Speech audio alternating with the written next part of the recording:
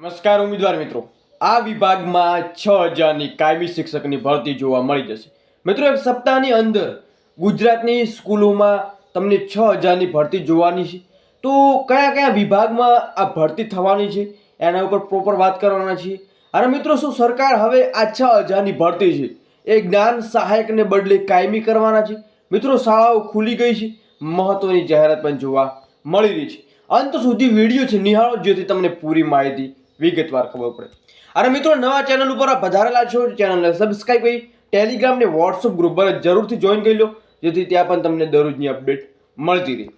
Screen ઉપર જોવા મળી રહ્યું છે કે એક સપ્તાહમાં ગુજરાતની સ્કૂલોમાં નવું સત્ર શરૂ થવાનું છે. જે મિત્રો આજે 13 તારીખ થઈ છે, જે કંઈ ના કંઈ શાળાઓ છે એ ચાલુ થઈ ગઈ છે. જ્ઞાન સહાયકોની 6000 જગ્યાઓ ખાલી જોવા મળી છે.